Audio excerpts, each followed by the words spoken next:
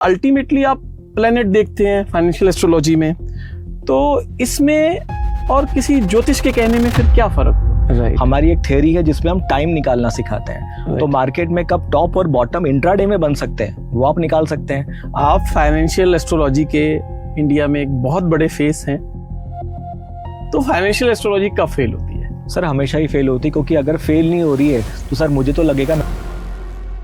तो हर्षुभ जी, कोई जेन्युइनली अगर सीखना चाहता है एस्ट्रोलॉजी को और फाइनेंशियल एस्ट्रोलॉजी को, तो वो शुरुआत कहाँ से करे और पहला कदम क्या होना चाहिए? पहला कदम मुझे लगता है विकास जी, पहले लोग एस्ट्रो ट्रेडर्स को नहीं मानते थे, आज एस्ट्रो ट्रेडर्स की आर्मी आ चुकी है जिसको हम कहते हैं एस्ट्रो आर्मी।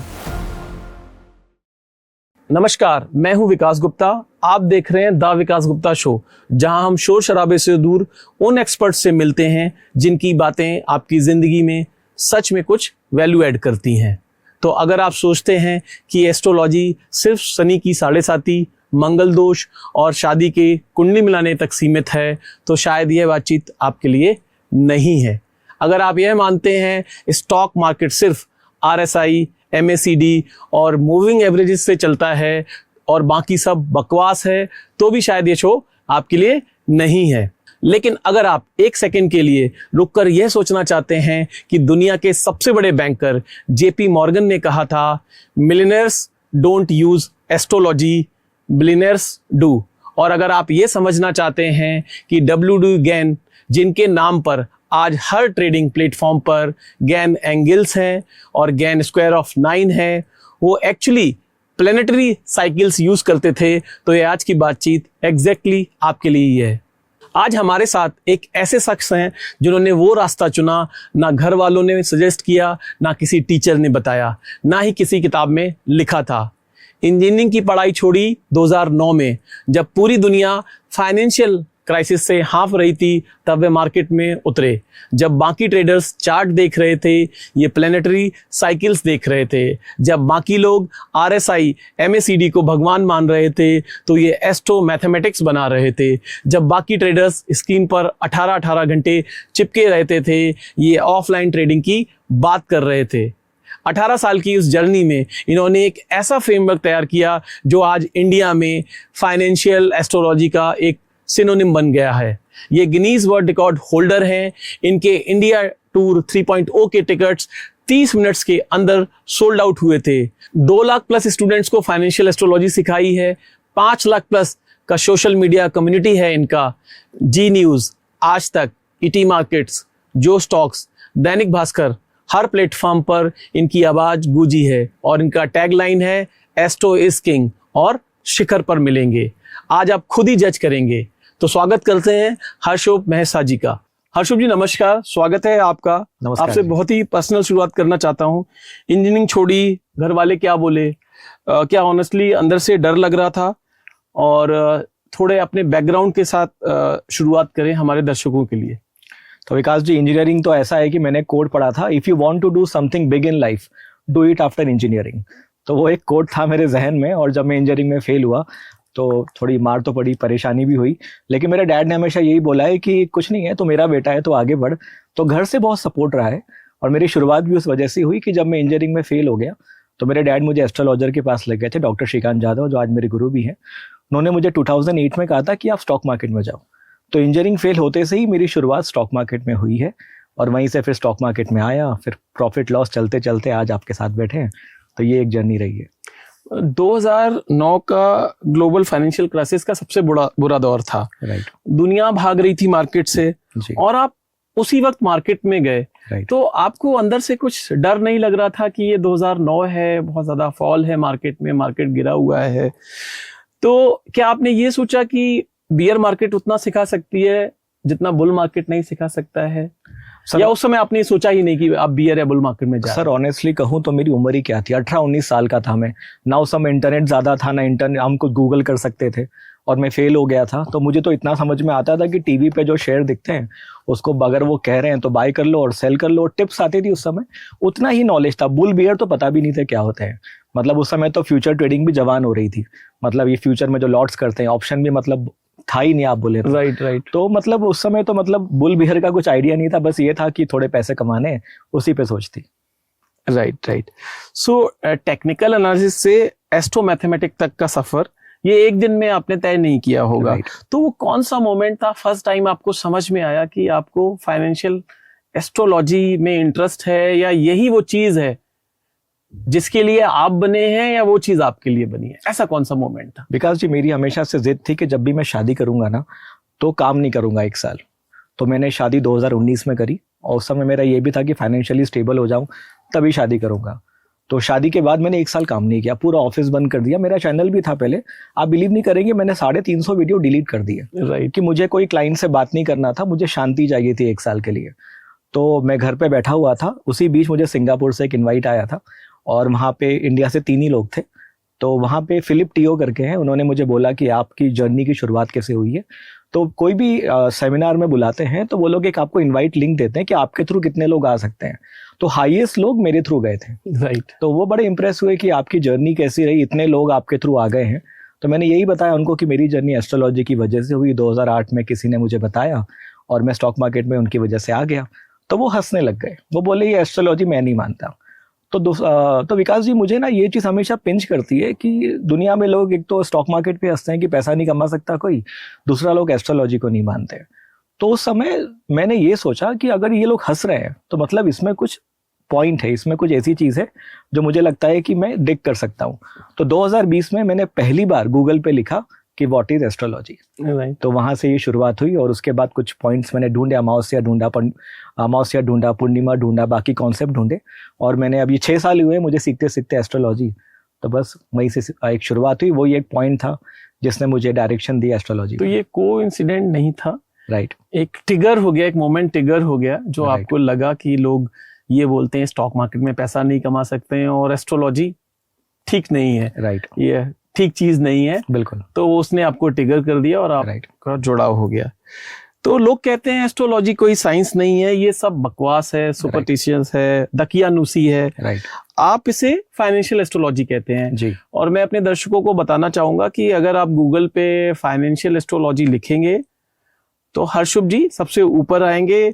और बहुत सारे लोग जो आज फाइनेंशियल एस्ट्रोलॉजी सिखाते हैं, हर्षुभ जी ये मानेंगे नहीं, वो हर्षुभ जी से सीख के, हर्षुभ जी का कोर्स खरीद के या हर्षुभ जी के कोर्स को कहीं से किसी तरीके से पायरेटेड फॉर्म में लेकर सीख कर आज इंडिया के जाने माने फाइनेंशियल एस्ट्रोलॉजी के प्रोपोनेंट हैं। तो बट अल्टीमेटली आप प्लेनेट देखते हैं फाइनेंशियल एस्ट्रोलॉजी में, तो इसमें और किसी ज्योतिष के कहने में फिर क्या फर्क हुआ? देखिए, ज्योतिष में सपोज करें मैं ज्योतिष हूँ, आप मेरे पास आए, मैंने आपको कह दिया विकास जी आपकी जो एज है ना, आप 60 साल के बाद कुंडली के हिसाब से बहुत पैसा कमाओगे। Right. तो टाइमिंग के लिए तो आप खुश हो जाओगे। लेकिन सपोज करें आप 60 साल 20 साल बाद होने वाले हैं फॉर एग्जाम्पल, तो 20 साल किसने देखे? Right. लेकिन फाइनेंशियल एस्ट्रोलॉजी में हम ये प्रूफ करा देते हैं कि हमारे कुछ कॉन्सेप्ट के, जैसे हम कहते हैं जब भी अमावस्या आती है तो मार्केट में रिवर्सल दिखता है।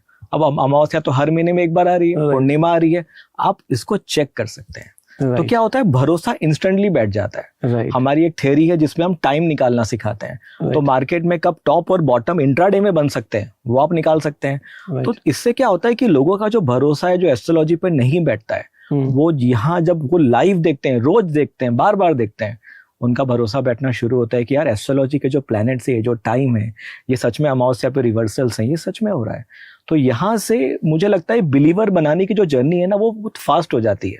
अगर मैं आपको 20 साल बाद की जर्नी कहूँ, वही अगर मैं 2 दिन में आपको फाइनेंशियल एस्ट्रोलॉजी से बता पाऊँ, तो आप एस्ट्रोलॉजी बिलीवर बहुत जल्दी बन जाओगे। और यही फर्क है फाइनेंशियल एस्ट्रोलॉजी और वैदिक एस्ट्रोलॉजी। तो ये तो बहुत ही इंटरेस्टिंग बात है। एस्ट्रोलॉजी एक पूरा सब्जेक्ट है, राइट, और मैं फाइनेंशियल एस्ट्रोलॉजी को एक चैप्टर मान सकता हूँ। जी। आप कहना चाहते हो कि चैप्टर इतना स्ट्रांग है कि उससे आपको पूरे सब्जेक्ट पे एटलीस्ट पकड़ नहीं आती है पर समझ आ जाती है, उस पे बिलीव हो जाता है। बिल्कुल, दैट्स वेरी इंटरेस्टिंग। तो WD गैन जिनके नाम पर आज हर चार्टिंग सॉफ्टवेयर में गैन एंगल्स हैं, गैन स्क्वायर ऑफ 9 है, वो एक्चुअली में प्लैनेटरी साइकिल्स यूज करते थे जी। लेकिन ट्रेडर्स उनके टूल्स यूज करते हैं और एस्ट्रोलॉजी को रिजेक्ट करते हैं। तो ये हिपोक्रेसी है या इग्नोरेंस है? सर इग्नोरेंस है। मतलब लोग है ना, WD गान जो है वो खुद कोलकाता में आके हमारा पूरा ज्ञान लेके बाहर चले गए और वहाँ पे उन्होंने टूल्स बना लिए और वहाँ के लोग उनको बहुत मानते हैं, इंडिया में भी बहुत लोग मानते हैं। लेकिन अगर हम कहें कि यार ये एस्ट्रोलॉजी का ये आप देखिए प्लैनेट में ऐसा होता है, तो लोग हमको नहीं मानते। जैसे हमारा इंडिया का योगा है, बाहर बहुत लोग फॉलो करते हैं, इंडिया में लोग फॉलो नहीं करते। तो धीरे धीरे मुझे लगता है विकास जी, धीरे धीरे लोग जानेंगे। आज हमने शुरुआत की एक नए आयाम को लाके, जैसे फंडामेंटल हो गया, टेक्निकल हो गया, आज हम एस्ट्रो ट्रेडिंग पे आ गए हैं। मुझे लगता है आने वाले 10 साल जो है वो एस्ट्रो ट्रेडिंग बहुत चलने वाला है, क्योंकि यहाँ पे लोगों को इंस्टेंट रिजल्ट दिख रहे हैं। टेक्निकल्स और फंडामेंटल में शायद टाइम लग जाएगा, तो धीरे धीरे पहचान बनेगी, लेकिन वही कोशिश कर रहे हैं कि लोग इसको जाने और इसके महत्व को जाने। एक बात बताइए हर्षुभ जी, आज हर ट्रेडिंग प्लेटफॉर्म पर गैन एंगल्स हैं, गैन स्क्वायर ऑफ 9 है, हर टेक्निकल एनालिस्ट गैन को कोट करता है, लेकिन जब कोई कहे गैन प्लेनेटरी साइकिल्स देखते थे तो वही एनालिस्ट नाक भौं चढ़ा लेता है। यह सिर्फ गैन की बात नहीं है। दुनिया के सबसे बड़े बैंकर जेपी मॉर्गन, जिनके नाम पर आज दुनिया का सबसे बड़ा बैंक है जेपी मॉर्गन चेज, उन्होंने एक एस्ट्रोलॉजर को अपने पास रखा था। नाम था एवेंजेलिन एडम्स। न्यूयॉर्क में उनका दफ्तर था। मॉर्गन साहब उनसे बिजनेस टाइमिंग पूछते थे। सर, जितने भी राजनेता हैं, जितने भी आप देखेंगे, सबके घर में हवन चलते हैं सर, क्योंकि ये सर लोग बताते नहीं है बस, लेकिन हर जगह ये चलता है। हवन चलेगी, पूजा चलेगी, ये सब चलेगी। वो क्या है सर? वो भी तो वही है ना। और उन्हीं मॉर्गन का एक जुमला है जो आज भी दोहराया जाता है, millionaires don't use astrology, billionaires do. किसी ज्योतिष ने ये बात नहीं कही, यह उस आदमी ने कही जिसने अमेरिका की बैंकिंग सिस्टम को डिफाइन किया। और एक नाम है लुइस मैकविटर। उन्होंने एक किताब लिखी, astrology and stock market forecasting. यह किताब आज भी फाइनेंशियल एस्ट्रोलॉजी के सबसे बड़े फाउंडेशनल टेक्स्ट में से एक मानी जाती है। लेकिन यहाँ एक ट्विस्ट भी है। कुछ रिसर्चर ये मानते हैं लुइस मैकविटर असल में WD गैन का ही एक सीडोनेम था, यानी जो आदमी गैन एंगल्स बना रहा था, जिसके टूल्स आज हर चार्टिंग सॉफ्टवेयर में हैं, वो खुद एस्ट्रोलॉजी पर किताब लिखने के लिए एक अलग नाम इस्तेमाल कर रहा था। क्यों? क्योंकि उस जमाने में ओपनली एस्ट्रोलॉजी का नाम लेना उनके ट्रेडिंग कैरियर के लिए खतरनाक था। क्या आज भी ये स्थिति है?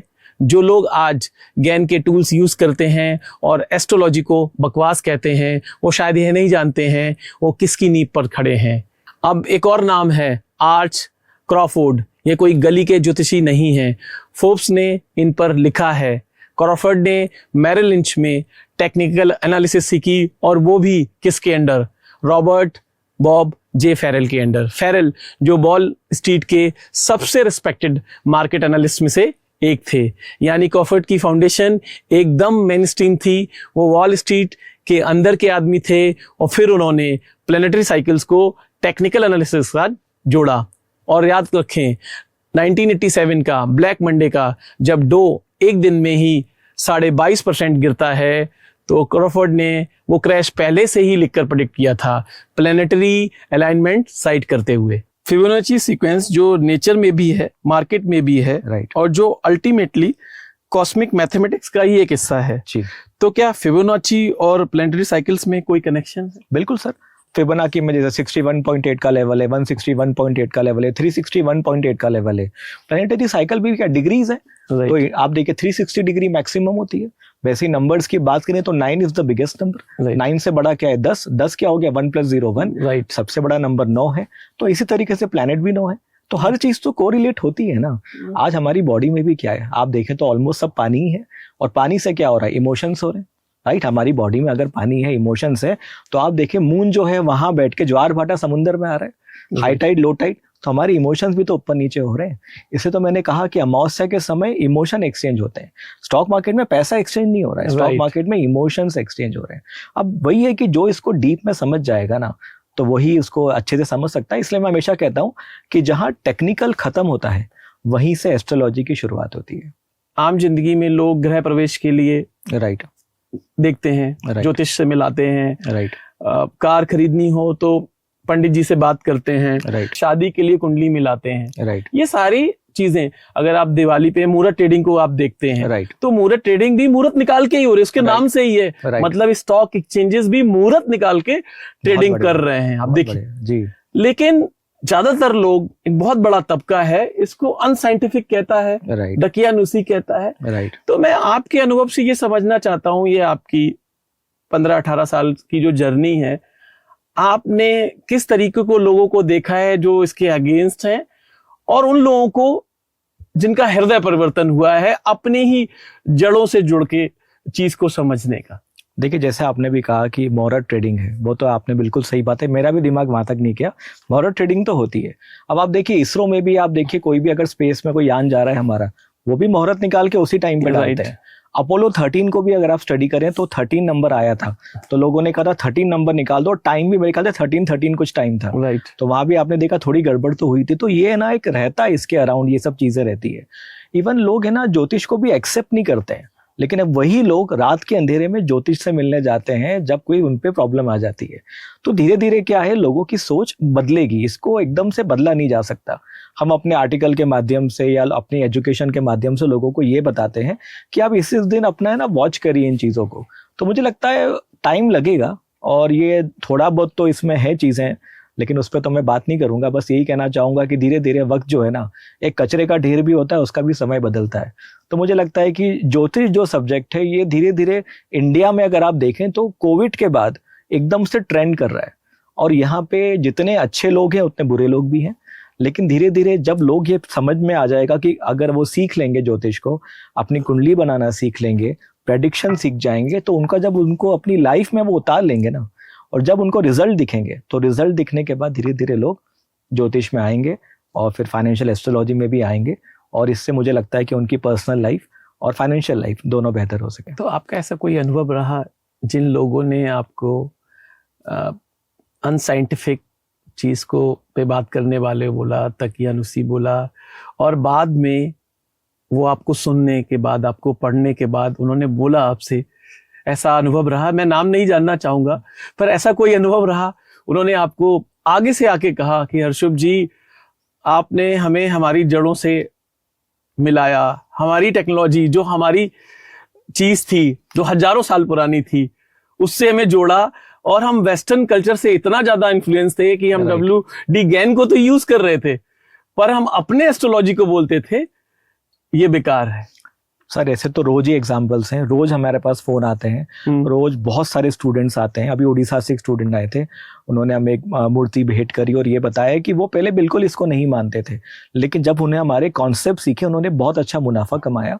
और जो एक उम्मीद थी ना कि शेयर मार्केट से पैसा नहीं कमाया जा सकता, वो उम्मीद हमने जगा दी उनके अंदर। तो ऐसे तो अनगिनत एग्जाम्पल्स हैं, और मैं तो मतलब नाम नहीं लेना चाहूँगा, लेकिन मेरे साथ तो ऐसी ऐसी चीज़ें हुई है लाइफ में कि बहुत बड़े बड़े लोग, जिनके मतलब मैं नाम नहीं ले पाऊंगा, लेकिन उन्होंने मुझे पर्सनली आके बोला है कि यार मज़ा आ गया, और आपकी वजह से, चलो स्टॉक मार्केट तो एक पार्ट ऑफ लाइफ है, पर्सनल लाइफ पे भी मेरा ज्योतिष पे भरोसा बढ़ा है। ओके, अच्छा ज्योतिष अगर मिल जाए ना, तो मुझे लगता है अच्छा ज्योतिष, अच्छा डॉक्टर और अच्छा लॉयर अगर आपको मिल जाए तो आपकी लाइफ सेट है। तो बस वही है, एक बार किसी को वो ज्ञान प्राप्त हो जाए, या बेसिक समझ जाए, या बिलीवर बन जाए, ये सब बात की बात है। बिलीवर अगर वो बन गया ना, तो मुझे लगता है ये तो चमत्कार तो होते ही रहते हैं। राइट। हर्षुभ जी, एक बात जो बहुत अजीब लगती है, दुनिया का सबसे बड़ा बैंकर एस्ट्रोलॉजर रखता है, कोई सवाल नहीं। वॉल स्ट्रीट का ट्रेंड एनालिस्ट प्लैनेटरी साइकिल्स पर न्यूज़लेटर चलाता है, फोर्ब्स उस पर लिखती है, कोई सवाल नहीं। व्हाइट हाउस में अमेरिका के प्रेसिडेंट रोनाल्ड रीगन के कार्यालय में एक एस्ट्रोलॉजर की सलाह से मीटिंग शेड्यूल्स होती हैं, और ये सब डॉक्यूमेंटेड है, कोई सवाल नहीं। और भारत वो देश जहाँ ज्योतिष की जड़ें हजारों साल पुरानी हैं, जहाँ वैदिक एस्ट्रोलॉजी दुनिया की सबसे सोफिस्टिकेटेड एस्ट्रोनॉमिकल और मैथमेटिकल ट्रेडिशन में से एक मानी जाती है, जहाँ आर्यभट्टा ने प्लैनेटरी कैलकुलेशंस किए, जहाँ हर घर में गृह प्रवेश का मुहूर्त देखा जाता है, शादी की कुंडली मिलाई जाती है, और उसी देश में जब कोई फाइनेंशियल एस्ट्रोलॉजी की बात करता है तो तुरंत बोला जाता है ये अंधविश्वास है। मॉर्गन ने किया तो वो बिजनेसमैन था, क्रॉफोर्ड ने किया तो वो एनालिस्ट था, रीगन ने वो किया तो वो स्टेट्समैन था, और भारतीय करे तो वो पिछड़ा हुआ है। ये उपहास नहीं है, ये अपनी ही विरासत से अनजान होने की त्रासदी है। तो सबसे इम्पोर्टेंट सवाल मैं अपने व्यूअर्स की तरफ से पूछना चाहता हूँ कि खुद आपने इस सिस्टम से पैसे कमाए हैं, आपको लगता है इस सिस्टम से पैसे कमाए जा सकते हैं? डेफिनेटली सर, मैं क्यों इसको कह रहा हूँ, देखिए सर, ये बनाने एस्ट्रोलॉजी प्रॉफिटेबल है, 100% सर प्रॉफिटेबल है, लेकिन देखिए अभी 100% लगाना भी मतलब गलत बात है। लेकिन मुझे लगता है कि अगर मैंने अपनी लाइफ में 18 साल का अगर मेरा मार्केट एक्सपीरियंस है तो पहले 12 साल मैंने टेक्निकल्स को दिए हैं। तो आज मैं जो भी बना वो टेक्निकल की वजह से बना। अगर मैं टेक्निकली नहीं सीखता, फंडामेंटली समझ नहीं पाता, तो एस्ट्रोलॉजी को फिर लगा भी नहीं पाता। राइट। तो लोग क्या करते हैं कि पहले बेसिक्स को छोड़ देते हैं, जड़ को मजबूत ही नहीं करते हैं। टेक्निकल बहुत जरूरी है, लेकिन अगर आपके जो आंसर है आपको टेक्निकल में नहीं मिल रहा है, फिर आप एस्ट्रोलॉजी में आ सकते हैं, क्योंकि वहां से चीजें आसान हो जाती है।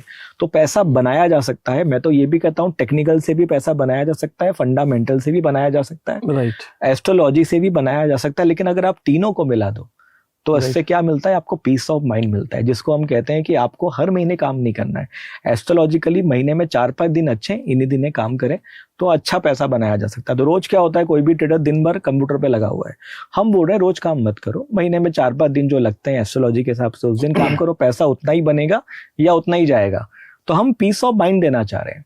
तो उससे क्या होता है कि कहीं ना कहीं फैमिली को टाइम दे पा रहा है, अपना ब्रोकरेज भी कम दे पा रहा है, टैक्स भी कम दे पा रहा है, राइट। और लाइफ भी अच्छे से जी पा रहा है। नहीं, ये आपने बहुत अच्छी बात बोली है। देखिए, क्या कोई भी थ्योरी का कोई भी प्रोपोनेंट होता है, वो अपनी थ्योरी को सबसे अच्छा बोलता है। राइट। आप फाइनेंशियल एस्ट्रोलॉजी के इंडिया में एक बहुत बड़े फेस हैं। मैं father of the financial astrology नहीं बोलूंगा, नहीं। लेकिन बहुत बड़े प्रोपोनेंट हैं, बहुत इस बारे पे बात कर रहे हैं, आपके रेगुलर इवेंट्स होते रहते हैं। और आप फाइनेंशियल एस्ट्रोलॉजी के साथ भी ये बोल रहे हैं कि टेक्निकल एनालिसिस है, फंडामेंटल एनालिसिस है, वो भी अच्छा है, वो भी जरूरी है, वो भी इफेक्टिव हो सकता है। फाइनेंशियल एस्ट्रोलॉजी भी इफेक्टिव हो सकती है। आप उन टेक्निकल एनालिस्ट की तरह नहीं है जो बोलते हैं हमारी टेक्नोलॉजी सबसे अच्छी है, बाकी सब बेकार है। सर, मुझे ऐसा लगता है कि जो ज्ञान है ना, वो जितना जहां से मिले ले लेना चाहिए। अगर हमारी कोई फाइनेंशियल एस्ट्रोलॉजी से कुछ हेल्प हो पा रही है या कुछ नया सीखने को मिल रहा है तो मना नहीं करना चाहिए। मैं तो यही बोलता हूँ जो भी लोग टेक्निकल्स फंडामेंटल्स कर रहे हैं कि आप एक बार आजमा के तो देखिए। राइट। सीखने में क्या ये ज्ञान भी आप यूज करके देखिए, अगर अच्छा लगता है, यूजफुल है तो यूज करिए, नहीं तो आप अपने ढर्रे पे तो चल ही रहे हैं। बहुत बढ़िया। राइट। तो हर्षुभ जी, कोई जेन्युइनली अगर सीखना चाहता है एस्ट्रोलॉजी को और फाइनेंशियल एस्ट्रोलॉजी को, तो वो शुरुआत कहाँ से करे और पहला कदम क्या होना चाहिए? पहला कदम मुझे लगता है विकास जी बिलीवर बनने वाला है। यहीं पे गाड़ी अटकी है। मैं बार बार ये वर्ड बोल रहा हूँ, लेकिन लोग बिलीव नहीं करते। अब देखो, आपने जैसे ही बोला, मेरे को देखिए ये आ गए गूज़बम्स आ गए। मैं बिलीवर हूँ सर, मेरे को एनर्जी आती है, एक ऑरा होता है ना। तो मतलब जब भी मैं लोगों को, मैं चाहता हूँ कि लोग है ना इस पर बिलीव करें, क्योंकि ये सब कहानी कब की है कि जब बिलीवर बनोगे उसके बाद की। राइट। तो बिलीवर अगर आप बन गए, आपको समझ में आता है, एक इंटेंट आपका सही है, आप बिलीवर अगर बन गए तो धीरे धीरे आप एस्ट्रोलॉजी समझ जाएंगे। आप कहीं से भी सीख लेंगे। जैसे अभी आपने वकालत शुरू करी होगी सर, आप कहीं ना कहीं बिलीवर बने होंगे कि यार ये पैसा अच्छा हो सकता है, तो आप बनी गए ना सर। हम भी वैसे ही हैं कि हमको लगा कि यार स्टॉक मार्केट से पैसा कमाया जा सकता है, हम बिलीवर बने, तो वो चीज धीरे धीरे रास्ता मिल ही जाता है। तो बस वही तरीका। पहले भरोसा करें आप, भरोसा कि एस्ट्रोलॉजी एग्जिस्ट करती है और ये कुछ वर्क करती है, या किसी तरीके का एक ज्ञान है, एक नॉलेज है, तो पहले उसको सीखने और पढ़ने की कोशिश करें, तो वो धीरे धीरे। इसके पीछे स्टोरी ऐसी कि 2020 के पहले तक मैं भगवान को भी नहीं मानता था। मैं पूरा नास्तिक इंसान था। मतलब अगर सपोज करें, मैं वैष्णो देवी गया था सर, और मैं पूरे चढ़ाई करी दोस्तों के साथ, और मुझे बिलीव नहीं था, तो मैं मस्ती मस्ती में चले गया, चढ़ाई कर ली, घूमने जा रहे हैं दोस्तों ने, माहौल है, जाने की इच्छा नहीं थी, दोस्तों ने बोला तो चले गए ना, चलो ठीक है। और गए ऊपर, तो पंडित जी के बाजू वैष्णो देवी की एक छोटी सी मूर्ति है। मुझे ऐसा लगा कि ऊपर जाएंगे तो बहुत बड़ी मूर्ति होगी। मैंने पंडित जी को प्रणाम किया, मुझे पता ही नहीं था कि बाजू में वैष्णो देवी माता जी है, और मैं आगे चले गया। मतलब मैं दर्शन नहीं कर पाया। फिर मुझे मालूम पड़ा कि उनके बाजू में ही है, तो मैं पीछे मुड़ा तो मुझे सीआरपीएफ वालों ने रोक दिया, बोले वापस नीचे से आओ। तो सर, इतना ऊपर जाने के बाद भी मैं दर्शन नहीं कर पाया। मैं कोई अगर दरगाह में गया हूँ, सपोज करें मैंने हाफ पैंट पहनी है, मेरे डैड ने मुझसे भी छोटी हाफ पैंट पहनी है, मेरे डैड को जाने दिया जाता था, मुझे बाहर रोक दिया जाता, क्योंकि मैं नास्तिक था ना, बुलावा ही नहीं आया था। और जब मुझे समझा कि मैं क्या गलतियां कर रहा हूँ, आज सर अगर मैं मंदिर जाता हूँ तो मंदिर में जब भी आरती चल रही हो तभी मैं मंदिर जाता हूँ। मतलब मैं निकलूंगा और आरती शुरू हो जाएगी, तो क्या होता है ना, एक बुलावा आता है ना। तो मैं इस चीज में बिलीवर हूँ कि अगर कोई इंसान आज भी एस्ट्रोलॉजी में नहीं आ रहा तो उसका समय नहीं आया है। जब भी समय आएगा वो जरूर इसमें आ जाएगा। और मुझे लगता है वो सब हमारे ऊपर है कि हम कैसे अपनी लाइफ में बिलीवर बनते हैं, हमारे पाथ क्या है और हमारी जर्नी क्या है। तो उसका समय आएगा तभी वो एस्ट्रोलॉजी में आएगा, लेकिन जब भी आएगा उसे सबसे पहले भरोसा करना पड़ेगा। इसलिए हमारा कोड भी है, जिसे लोग कहते हैं कि भाव भगवान छे स्टॉक मार्केट में। Right right. मैं कहता हूँ समय बलवान छे। राइट। हिंदुस्तानी कल्चर में समय ही बलवान था। राइट। ये वेस्टर्न कल्चर से भाव भगवान आ गया, ये एक रियलिटी है। हम लोग वेस्टर्न कल्चर ज्यादा देखते हैं, उनके ही प्रोवर्ब और फ्रेजेस को हम हिंदी में ट्रांसलेट करते हैं और उसी को मानने लगते हैं। बिल्कुल। लेकिन अगर हम हजारों साल से देखें, यही कहा गया समय बलवान है। बिल्कुल सर। राइट। तो फाइनेंशियल एस्ट्रोलॉजी और जनरल एस्ट्रोलॉजी में फर्क क्या है सीखने के नजरिए से? और कोई ऐसा इंसान है जिसको मार्केट की नॉलेज नहीं है, तो क्या वो डायरेक्ट फाइनेंशियल एस्ट्रोलॉजी सीख सकता है, या आप बोलेंगे पहले मार्केट को सीखे फिर फाइनेंशियल एस्ट्रोलॉजी सीखे, या साथ साथ कुछ थोड़ा सा स्टूडेंट पर्सपेक्टिव से आप बताइए? आप कोर्स हाँ। बेचते हैं, आपका ये प्रोफेशन है। राइट। बहुत अच्छा करते हैं आप, फ्री में भी आपका बहुत कंटेंट है, पेड कंटेंट भी है। At the end of the day everybody has to run his house. Right. ठीक है। सो कुछ ऐसी चीज बताइए जो स्टूडेंट हैं, जो अभी सीखना चाहते हैं। YouTube पे देखिए बहुत सारा हर्षुभ जी कंटेंट भरा पड़ा हुआ है। Right. मुझे कुछ ऐसा अच्छा सा बताइए कि आपको लगता है इन सब चीजों को वो ध्यान रखे। देखिए, सीखने के लिए सबसे पहले जरूरत नहीं है कि आपको बेसिक्स नहीं है तो भी आप फाइनेंशियल एस्ट्रोलॉजी सीख सकते हैं, लेकिन चार्ट का बेसिक नियम तो पता होना चाहिए कि स्टॉक मार्केट क्या होता है। चार्ट थोड़े बहुत अगर समझ में आ जाए, क्योंकि अगर आपने सीख भी लिया तो लगाओगे कैसे? Right. अगर आपको बेसिक्स ही क्लियर नहीं है। इसलिए हम फाइनेंशियल एस्ट्रोलॉजी जो कोर्स है उसका नाम ही हमने रखा है शून्य। शून्य मतलब अगर आपको जीरो नॉलेज है तो पहले हम आपको थोड़ा बहुत टेक्निकल फंडामेंटल सिखाते हैं, उसके बाद एस्ट्रोलॉजी को सिखाना शुरू करते हैं। तो हमारी शुरुआत यहीं से होती है कि हमारे पास अगर कोई ज्यादा पढ़ा लिखा आता है तो हमको दिक्कत होती है। मतलब अगर जीरो नॉलेज है तो और अच्छी बात है कि भैया हम जो सिखा रहे हैं उसको सीख लो, क्योंकि जहां हमको जो सही लगता है उसी हिसाब से चलोगे तो सही है। इस तरीके से वो सीख सकते हैं फाइनेंशियल एस्ट्रोलॉजी को। और जो कॉन्सेप्ट की आपने बात करी है, कॉन्सेप्ट बहुत सारे हैं। मतलब जितने भी व्रत हैं आप देखिए, उस दिन मार्केट में मोमेंटम आता है। गणेश चतुर्थी पे आप देखो तो हाई और लो लगते हैं। हमारे होरास जो हैं, शुभ होरास जो होते हैं, वहां पे लगता है। ऐसे बहुत सारी चीजें हैं। वो अमावस्या बोल लीजिए, पूर्णिमा बोल लीजिए, अब जैसे कोई प्लैनेट है उसका ट्रांजिट होता है तो ट्रांजिट में भी market gap up gap down होता है। जैसे मार्स प्लैनेट है, मार्स जब भी अपनी दशा चेंज कर रहा है, ट्रांजिट कर रहा है एक राशि पे दूसरी राशि में, उसी समय आप देखोगे तो मार्केट में गैप अप गैप डाउन होंगे। वीनस का भी ट्रांजिट जब होता है मार्केट में गैप अप गैप डाउन होता है। अब आप क्या करिए, आराम से गूगल पे जाइए और सर्च कीजिए मार्स ट्रांजिट 2026 और सर्च कर लीजिए कौन कौन सी डेट आ रही है। उस डेट को अपने चार्ट पे जाके चेक कर लीजिए, तब आपको समझेगा यार हाँ मैं जो कह रहा हूँ वो समझ रहा है। एक बिलीवर बन जाओगे। उसके बाद धीरे धीरे आप मंदिर से जब मन करेगा ना, फिर आप सीखना शुरू कर सकते हैं, क्योंकि ये लंबी जर्नी है। और विकास जी, मुझे तो 6 साल ही हुए एस्ट्रोलॉजी में। मुझे लगता है कि अगर ये चीज मैंने पहले शुरू कर दी होती तो शायद मैं अपनी लाइफ में बहुत आगे बढ़ चुका होता। लेकिन आज ये भी लगता है चलो 6 साल तो हो गए, अभी भी 60 साल बचे हैं। मैं इसको और एक्सप्लोर कर सकता हूँ, क्योंकि इसमें तो इनफाइनाइट मतलब पॉसिबिलिटीज हैं। जैसे टेक्निकल्स की अगर बात करें, टेक्निकल पैटर्न 2000-3000 से ज्यादा है, लेकिन एस्ट्रोलॉजिकल पैटर्न तो मुझे लगता है कि इसका तो कोई अंत ही नहीं है। तो ये तो मतलब ऐसी स्टडी है जो नासा खुद कर रही है, हमारे वैज्ञानिक खुद कर रहे हैं, और हम तो मतलब पूरी उसको लगा के मार्केट पे लगा रहे हैं। तो ये इसका तो कोई अंत नहीं है। तो ये तो कभी खत्म नहीं होना है। तो हम भी सीख रहे हैं, लोगों को भी सिखा रहे हैं। यही एक जर्नी। ये आपने बहुत अच्छी बात बोली है कि आपका अगर कोर्स है तो आप उसमें पहले टेक्निकल और फंडामेंटल सिखाते हैं जी। फिर आप फाइनेंशियल एस्ट्रोलॉजी की बात करते हैं। जी। बहुत सारे लोगों को लगता है कि आप सिर्फ फाइनेंशियल एस्ट्रोलॉजी की बात कर रहे हैं। राइट। लेकिन आपसे बात करके ये पता चला है, बहुत सारे लोग जो सब्सक्राइब नहीं कर पाते हैं, कोर्स नहीं ले पाते हैं, या कहीं से भी पढ़ लेते हैं, सुन लेते हैं, उनको ये पता नहीं है कि हर्षुभ जी सबसे पहले शून्य यानी फाउंडेशन से शुरू करते हैं। और सबसे पहले तो वो चीज सिखाते हैं जो उनका कोर एरिया भी नहीं है, फंडामेंटल एनालिसिस और technical analysis. As per my understanding आपका कोर एरिया फाइनेंशियल एस्ट्रोलॉजी है। राइट। लेकिन फिर भी आप और सब्जेक्ट की भी समझ देते हैं। हमारा कल्चर भी ये रहा है कि हमने दुनिया के हर कल्चर को पढ़ा है, समझा है और उसको अपनी जिंदगी में इंपॉर्टेंस दी है। पर एक गलती हम लोग कर गए हैं कि हमने बाहर वाले कल्चर को तो इंपॉर्टेंस दे दी है, WD गैन जी को तो, फिबोनाची को तो बहुत अच्छा मान लिया है, पर अपने आर्यभट्ट और अपने ज्योतिष को भूल गए हैं। सही बात है। ये तो इसी पे हम आपने जैसे कहा ना कि मेरा वो एक्सपर्टीज टेक्निकल्स में नहीं है, लेकिन आपको ये बताऊं कि जो मैंने 12 साल काम किया वो टेक्निकल्स पे किया। राइट। और जो मेरा यूट्यूब चैनल था उसमें अराउंड 1.5-2 लाख सब्सक्राइबर्स हैं, वो टेक्निकल की वजह से ही उसमें आए हैं। राइट। क्योंकि मैं उसमें स्ट्रेटेजीज कुछ बताता था, कुछ पैटर्न्स जो मेरी ऑब्जर्वेशन थी। तो बात ये है कि मुझ में एक ही कला है जो मैं मतलब अपने पेरेंट्स को ही बोलता हूँ, उनके थ्रू ही आई है, वो है ऑब्जर्वेशन। Right. तो मैं ऑब्जर्वेशन करता रहता हूँ। तो ऑब्जर्वेशन पहले मैं टेक्निकल पे किया तो उसमें कुछ चीजें निकाली, वही ऑब्जर्वेशन मैंने इसमें शुरू कर दिया एस्ट्रोलॉजी में, तो वहां कुछ चीजें निकाली।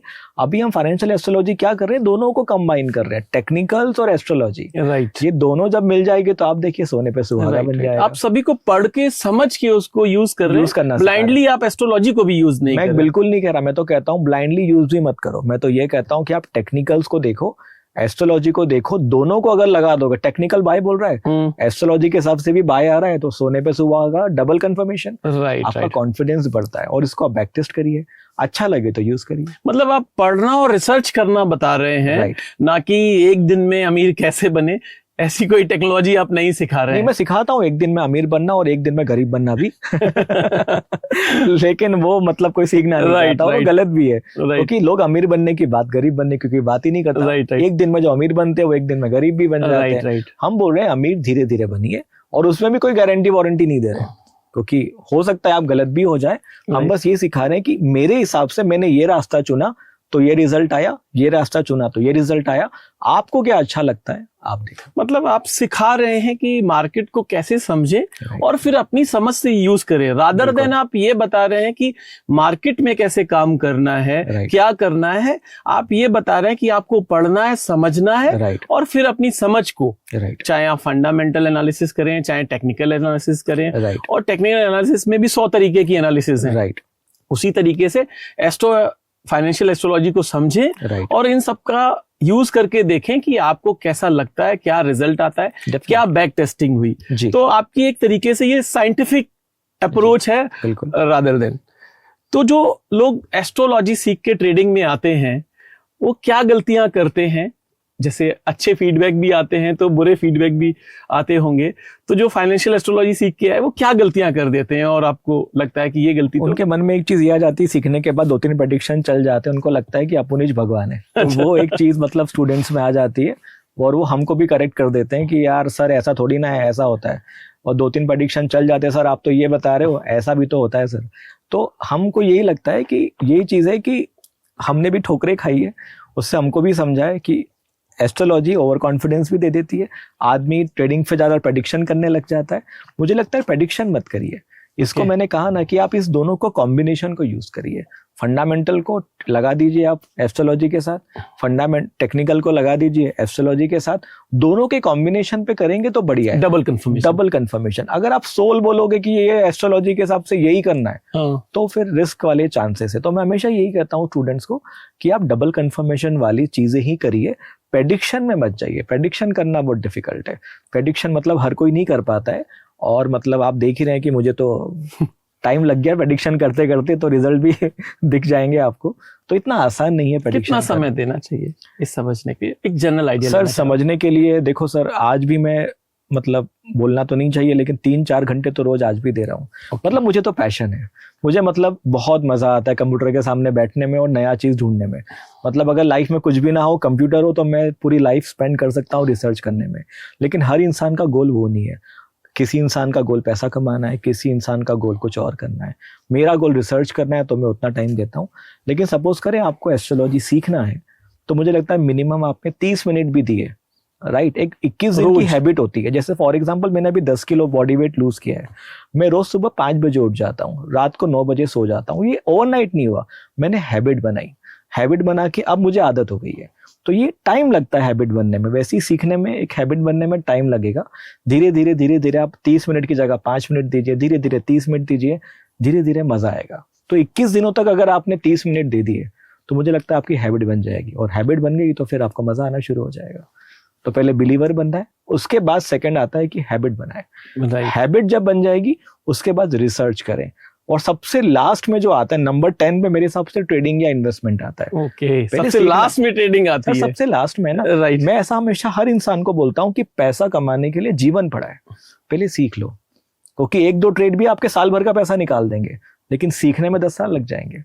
लेकिन बात वही है कि आप देखिए अपनी लाइफ में बहुत लोग आप मिलते होंगे कि 10 साल पहले वो इंसान शिखर पे था, 1 साल में वापस शून्य पे आ गया। तो वैसा नहीं आना है। तो पहले शून्य पे इतनी मेहनत कर लो कि जब शिखर पे पहुंचो ना, तो नीचे आने का मतलब मजा, मतलब बिल्कुल इच्छा ना हो, और शिखर पे आपके साथ बहुत लोग खड़े रहे, तभी शिखर पे रुकना भी है। शिखर पे रुकना है और बहुत लोगों के साथ जाना है। अकेले भी शिखर पे गए तो क्या मतलब है। राइट। तो इसलिए हमारी एस्ट्रोलॉजी सीखने के लिए बहुत समय दीजिए, आप ये कहना चाह रहे हैं। हाँ, इसलिए हम कहते हैं कि शून्य से शिखर तक का सफर, मेरी कोशिश है कि लोग समझें। कोई रेडीमेड फॉर्मूला कोर्स नहीं है, कोई रेडीमेड फॉर्मूला नहीं सर। मेरी पूरी लाइफ ही मतलब कोई रेडीमेड नहीं रही है। मैं तो खुद ही मतलब बहुत नीचे से ऊपर आया हूँ।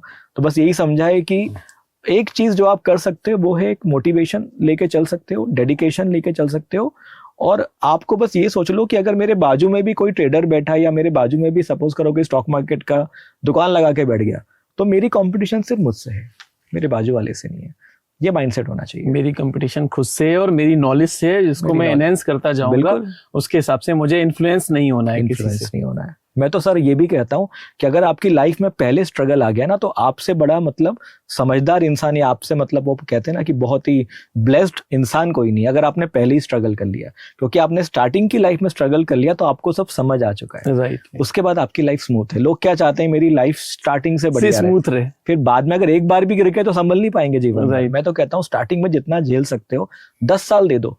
अब मैं बहुत कम लोगों को बताता हूँ, 2018 में मैंने फेसबुक का लाइव इवेंट होता है, 2018 में मेरी शादी नहीं हो रही थी, 2018 में मैंने फेसबुक के लाइव इवेंट में लिखा है sir married to stock market.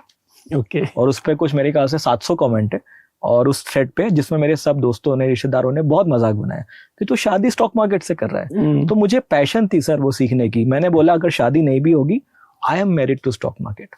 और आज वही कमेंट पे लोग सैल्यूट करते हैं कि यार देखो इतनी पैशन की वजह से आ भी गया। तो सर ये सब चीजें होती है, लोगों को पास नहीं दिखता।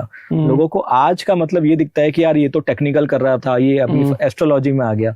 लेकिन मेरे एक्सपीरियंस जो है वो तो मेरे खुद के है ना। Right right right. और एक बहुत बड़ी एक जर्नी रही है। राइट। तो हर्षुभ जी, जहां तक मैं इस सवाल के आंसर से मैं ये समझ पाया हूँ कि आपको फाइनेंशियल एस्ट्रोलॉजी सीखकर एकदम से एक्साइट नहीं होना है। राइट। समय देना है, समझना है। तो एक तो एस्ट्रोलॉजी फेल नहीं, आपके फेल होने का ये कारण हो गया। और आपको सर क्वेश्चन मार्क लगाना आना चाहिए कि एस्ट्रोलॉजी सीख ली, सपोज करे वो सेटअप आज फेल हो गया, तो क्यों फेल हुआ। तो अगला सवाल मेरा यही है। राइट। आपने पकड़ लिया जो कि आप एस्ट्रोलॉजी करते हैं। तो अगला सवाल मेरा यही था कि फाइनेंशियल एस्ट्रोलॉजी फेल कब होती है। ये मैं स्टूडेंट या यूजर के पर्सपेक्टिव से नहीं पूछ रहा हूँ, और ये थोड़ा सा कठिन सवाल है, लेकिन आप सवालों के जवाब बहुत ही बिंदास और बहुत ही कैंडिड दे रहे हैं। आपके बारे में सुन रखा है, पढ़ा है, आप काफी अतरंगी, आउटस्पोकन है और आउट ऑफ द बॉक्स बात करते हैं, एक्स्ट्रा ऑर्डिनरी वाली बात नहीं करते हैं। तो फाइनेंशियल एस्ट्रोलॉजी कब फेल होती है? सर हमेशा ही फेल होती है, क्योंकि अगर फेल नहीं हो रही है तो सर मुझे तो लगेगा मैं तो भगवान हूं ना सर। हम इंसान है सर, हमसे गलतियां हो सकती है, हम प्रेडिक्शंस करते हैं, गलत हो जाते हैं। हम कुछ भी कह दें, हमारी रिसर्च कुछ भी कह दें, जैसे हमारी एक आरए फर्म भी हो सकता है कि हमारी रिसर्च गलत हो जाए, लेकिन सही भी हो जाए तो उससे कोई फर्क नहीं पड़ रहा। हम तो सीख रहे हैं, सही हो तो भी सीख रहे हैं कि बढ़िया चली, क्यों चली यार इतनी अच्छी, गलत हुई तो भी सीख रहे हैं यार गलत हो गई, ठीक है कोई बात नहीं, क्यों गलत हुई उस पर इम्पैक्ट करते हैं। तो दोनों एंगल है। तो फाइनेंशियल एस्ट्रोलॉजी गलत होना बिल्कुल जरूरी है। गलत हमारी रिसर्च है सर, गलत प्लैनेट नहीं है। अगर सपोज करें मैं मार्स का सपोज करें आपको एग्जांपल दिया कि मार्स का जब ट्रांजिट हो रहा है, मार्केट जो है गैप अप गैप डाउन हो रहा है, सपोज करें हमने देख लिया और उस दिन गैप अप गैप डाउन हुआ नहीं, आप तो क्वेश्चन मार्क लगा दोगे सर आपने तो बोला था, हुआ नहीं। हो सकता है कि मार्स का जिस राशि में परिवर्तन हुआ होगा उसकी मित्र राशि होगी, कुछ भी परम्यूटेशन कॉम्बिनेशन हो सकते हैं। मार्स का जब वहां पे ट्रांजिट हुआ होगा उसका टाइम अलग होगा, मतलब रात को हुआ होगा, दिन में सुबह हुआ होगा, मार्केट आवर्स में नहीं हुआ होगा। ऐसे बहुत सारे एग्जांपल है। हमको क्या लगता है कि ये फेल हो गया, लेकिन हम ये स्टडी नहीं करते कि कोर वैदिक एस्ट्रोलॉजी क्या है। अगर आपने वो स्टडी कर लिया, वैदिक भी सीख लिया, तो आपको शायद और कॉन्सेप्ट समझ में आए। और सर एस्ट्रोलॉजी ऐसा सब्जेक्ट है मेरे हिसाब से आज तक कोई नहीं जान पाया।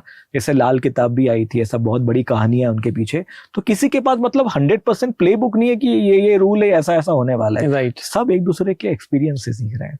तो बेसिक मुझे लगता है सर गलत तो होना ही चाहिए, गलत होगा तभी तो लगेगा ना कि ये चीज सही है बस। लेकिन ये कह सकता हूं कि विन रेशो दोनों के अगर कॉम्बिनेशन आप कर दो, टेक्निकल और एस्ट्रो को, तो विन परसेंटेज बढ़ सकता है।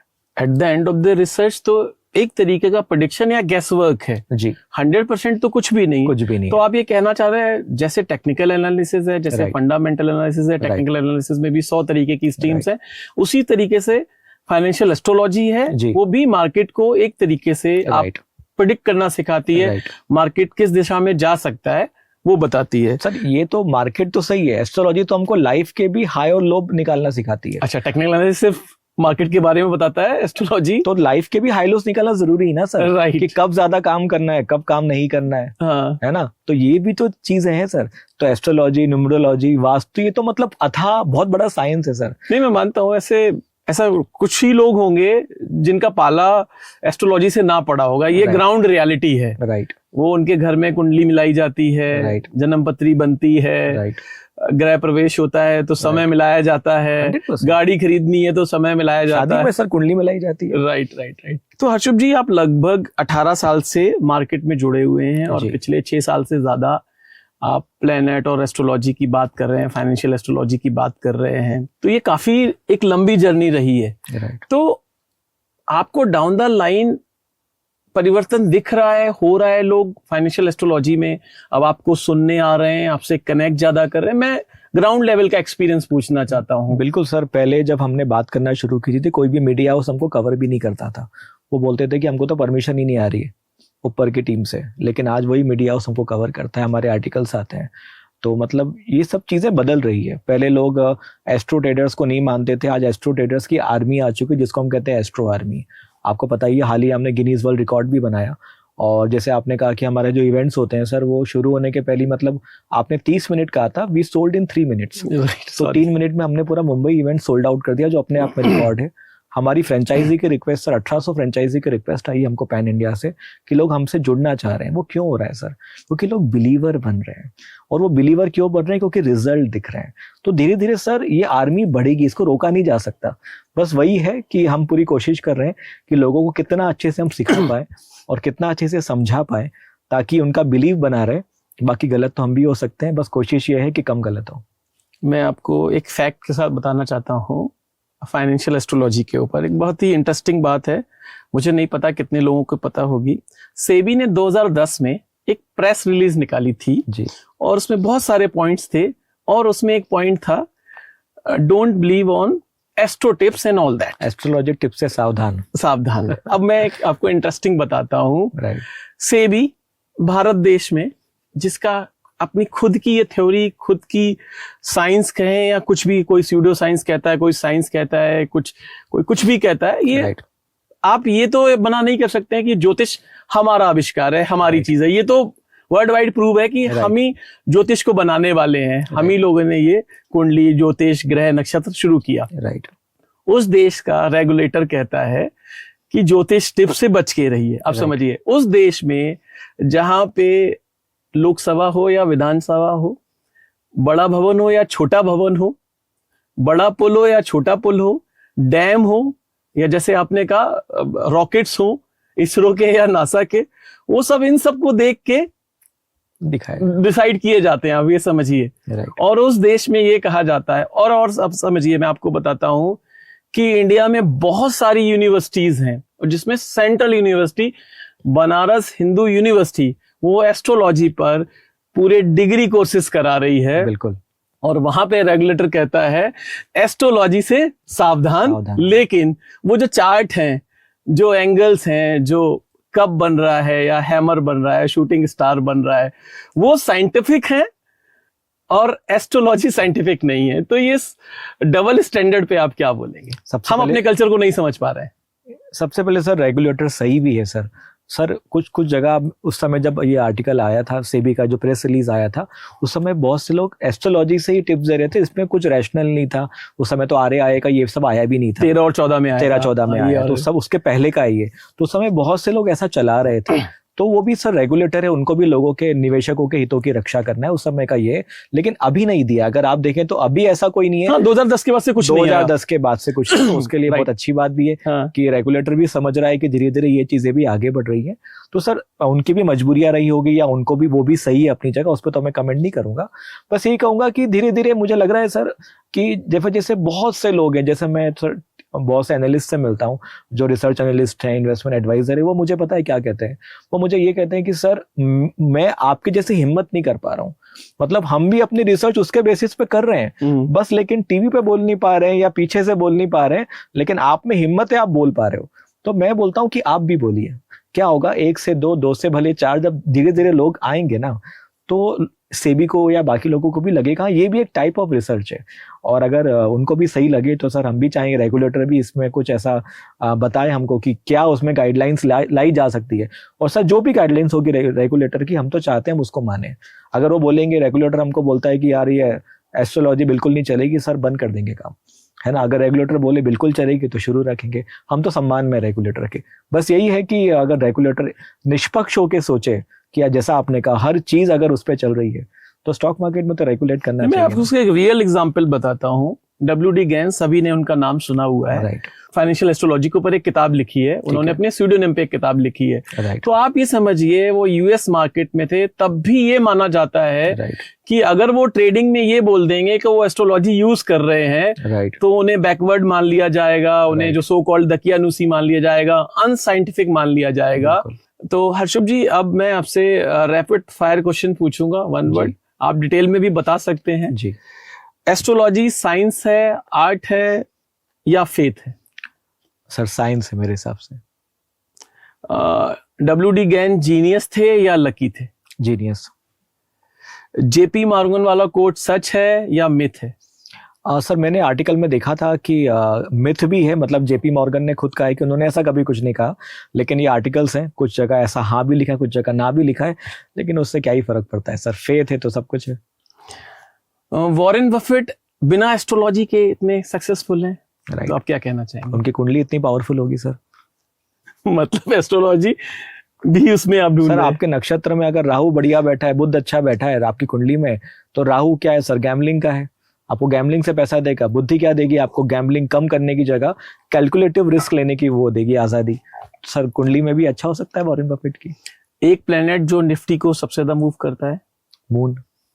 तो जो निफ्टी के इंटरेस्टेड लोग होते हैं, निफ्टी में ट्रेड करते हैं, उनको मून की ध्यान रखना क्योंकि सर चाहिए। मून ऐसा प्लैनेट जो हर 2.5 दिन में अपनी राशि परिवर्तन कर रहा है, तो स्टॉक मार्केट भी फास्ट है ना सर, Right. तो हर 2.5 दिनों में आपको इम्पैक्ट दिखता है, इसलिए अमावस्या पूर्णिमा पे आप देखें तो इम्पैक्ट आता है मार्केट में। टेक्निकल एनालिसिस और फाइनेंशियल एस्ट्रोलॉजी को, दोनों में से एक को आपको होल लाइफ चूज करना पड़े तो किसको चूज करेंगे? क्योंकि आपका 12 साल टेक्निकल एनालिसिस पे रुझान रहा है और आपने उस पर बहुत ज्यादा काम किया है।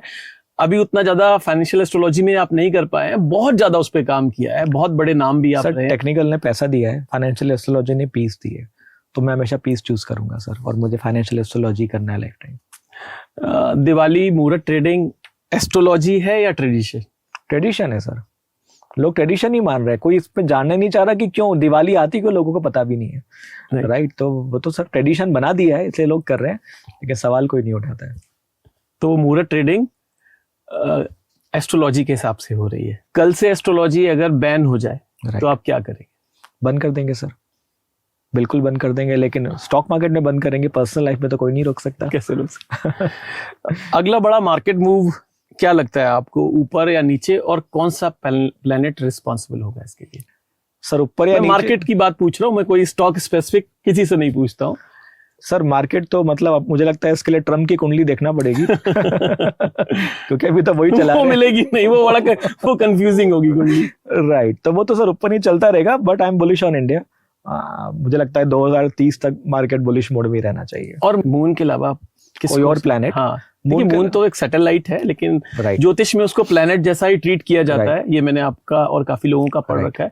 मून को उतना ही वेटेज देते हैं जितना जुपिटर को देते हैं या सैटर्न को देते हैं। तो मून के अलावा आप किस प्लेनेट को सबसे ज्यादा इंपॉर्टेंस देते हैं? कुछ सीक्रेट बताइए ना, आपके जो प्लेनेट हैं जो सीक्रेट हैं। सर सैटर्न को, क्योंकि सैटर्न जो है वो मतलब आपको डिसिप्लिन सिखाता है, तो अगर आपकी कुंडली में सैटर्न भी वीक है ना सर, तो आप डिसिप्लिन नहीं हो, डिसिप्लिन नहीं हो तो मार्केट से पैसा कैसे कमाओगे? तो आपके कर्म जो है सर, आज नहीं तो कल घूम के आना ही है, तो जब भी 7.5 लग रही है तो काम ना करें। तो आप एस्ट्रोलॉजी के होने के बावजूद भी आप सारी बातें टेक्निकल वाली कर रहे हैं कि डिसिप्लिन होना चाहिए, बहुत सीख के आना चाहिए, और खामा लोग कहते हैं कि सिर्फ आप फाइनेंशियल एस्ट्रोलॉजी की बात कर रहे हो। सर मुझे तो यही लगता है कि लाइफ में सर पैसे की तो बात ही नहीं करना चाहिए। बात हेल्थ की करना चाहिए।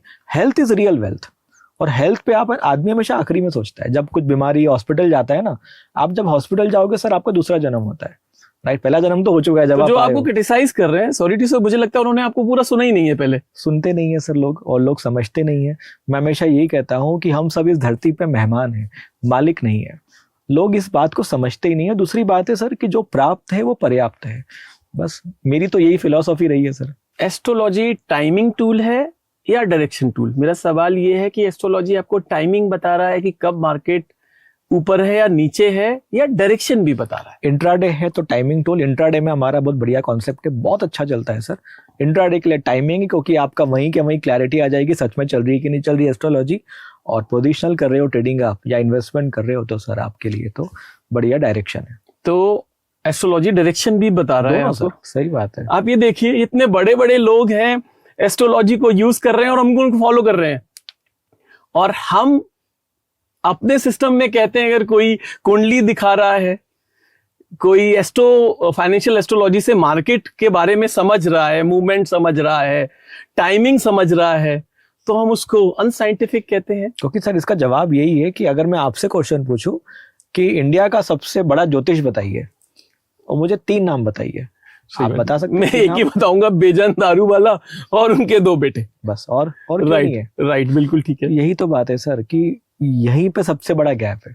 अब इंडिया में आ रहे हजार ही बैठे। ये तो हमारे नेशनल गेम हॉकी का कैप्टन कौन है, वुमेन और मैन का तो हमें नहीं पता है। दैट्स, और आईपीएल की सारी टीमों के हमें कैप्टन्स पता है, सब पता है, और पूरी टीम का कंपोजिशन भी पता है, और रोज पता है कि क्या हो रहा है। हाँ हाँ। लेकिन वही ज्योतिष की बात हमें तो वो 13 क्या 14 खिलाड़ी भी पता है कौन सा इम्पैक्ट प्लेयर आएगा। तो मोटा मोटी तो ये है कि हम पढ़ना नहीं चाह रहे हैं, सीखना नहीं, हम समझना नहीं चाह रहे हैं, हम वैसे ही उस चीज को, गलत है या सही है, who am I to decide कि एस्ट्रोलॉजी सही है गलत है, पर पहले पढ़े तो सही, आप ये कहना चाहते हैं। और पढ़ने के बाद आप सवाल उठाओ ना, पढ़ने के पहले क्यों बोलते हो बकवास है? सबसे बड़ा इशू तो वही है। आप पढ़ लो, समझ लो, देख लो, उसके बाद करना नहीं करना वो आपकी इच्छा है। लेकिन मैं कहता हूं कि बिना पढ़े या बिना समझे आप ऐसा नहीं कह सकते कि ये चलता नहीं है। तो ये ट्रेंड अब चेंज हो रहा है। बिल्कुल, आप डेफिनेटली। काफी सालों से ये मेहनत कर रहे हैं। बहुत साल हो गए सर, अभी तक 70-80 सेमिनार कर लिए। राइट। और कल भी 70-80 सेमिनार। अगर आपके, मैंने सेमिनार में 5-6 हजार लोग आते होंगे। हाँ, अभी आना शुरू कर दिए। हाँ, तो आते हैं 3-4 लाख लोग। हाँ, सुना है डायरेक्टली आपको? बिल्कुल सुना है, और कोशिश यही कर रहे हैं। हमने एक बार ट्विटर पे या इंस्टाग्राम पे लाइव किया था, तो मेरे 2.5 लाख फॉलोवर है इंस्टाग्राम पे, और उसमें से सर मेरा लाइव स्ट्रीम गया था, 80,000 लोगों ने लाइव सुना है मुझे। राइट। मतलब ये इतिहास है, भुवन बम से भी ज्यादा। राइट। तो छोटा सा हैंडल भी मतलब इतना तहलका मचा सकता है क्योंकि लोगों को इंटरेस्ट आ रहा है। ये सबसे बड़ी बात है। तो धीरे धीरे ट्रेंड चेंज हो रहा है, लोग सुन रहे हैं, समझ रहे हैं। समझ रहे हैं। मानना ना मानना उनका डिसीजन है। मैं यही कहता हूँ, मानना ना मानना आपका डिसीजन। पहले सुनो तो सही। सुन तो लो यार, आ तो जाओ, देख तो लो। देखने में क्या जाता है? मैं तो आज भी कोई मुझे बोले कि ये चीज सीखना है, मैं आज भी सर, मतलब मैं लाइफ में गिटार बजा चुका हूँ, मैं लाइफ में सब कुछ कर चुका हूँ जो स्पोर्ट्स है, जिससे मुझे डर लगता है, मैं सबसे पहले वो काम करता हूँ कि डर को निकाल दो। और करने में क्या जाता है? जैसे मैंने सर स्काई डाइविंग की है, मैं बहुत डरता था, लेकिन जब मैंने स्काई डाइव की तो मुझे कुछ भी नहीं यार, मजा ही नहीं आया। लेकिन करने के पहले डर लगता है, करने के बाद तो मजा ही आता है। कोई हम डिटर्जेंट के लिए बोलते हैं पहले इस्तेमाल करो फिर विश्वास करो, तो और एस्ट्रोलॉजी के लिए बोलते हैं कि विश्वास ही नहीं करना है। विश्वास ही नहीं करना है, आप करके देख लो, मजा नहीं आया वो दूसरी बात है, लेकिन देखने में पहले इस्तेमाल तो करो। इस्तेमाल तो करो, और उसको 6-7 दिन 1 महीना चेक करो। ऐसा नहीं एक दिन क्या मजा नहीं आया तो छोड़ दिया। एक इतना रिसर्च करो, टेक्निकल में इतना टाइम दिया, एस्ट्रोलॉजी में भी उतना टाइम। जो इस्तेमाल नहीं करते हैं और विश्वास नहीं करते हैं, उनके लिए आप क्या कहते हैं फिर?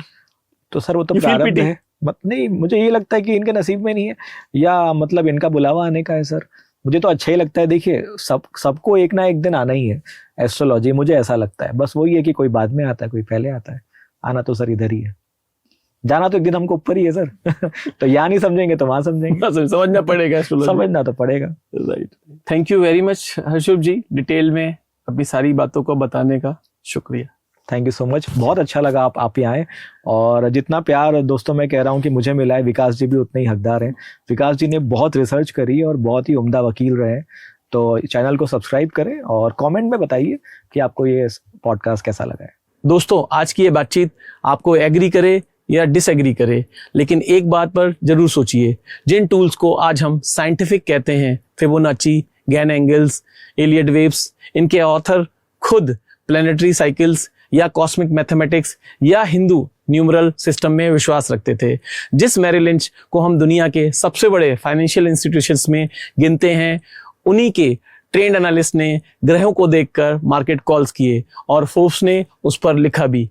जिस व्हाइट हाउस को हम दुनिया की सबसे शक्तिशाली सेंटर मानते हैं, वहां भी ग्रहों की चाल से बैठ के तय होती थी। और अब एक आखिरी बात जो मैं कहना चाहता हूं, हमने भगवान श्री राम को इंग्लिश में रामा बना दिया, गंगा जी को गैंगेज बना दिया, हॉलीवुड की नकल करके बॉलीवुड बनाया, टॉलीवुड बनाया, और फिर भी दुनिया भर से लोग हमारे हिंदू कल्चर को समझने आते हैं, सीखने आते हैं, योग सीखते हैं, वेद पढ़ते हैं, आयुर्वेदा अपनाते हैं और अब वैदिक एस्ट्रोलॉजी भी अपनाते हैं। तो एस्ट्रोलॉजी सही है या गलत, ये डिसाइड करना आपका काम है, ये मेरा काम नहीं है। लेकिन जो ज्ञान इस देश में हजारों साल पहले शुरू हुआ था, जो इस मिट्टी से निकला है, उसे बिना सोचे समझे, बिना परखे गाली देना कितना उचित है, ये आप ही समझे।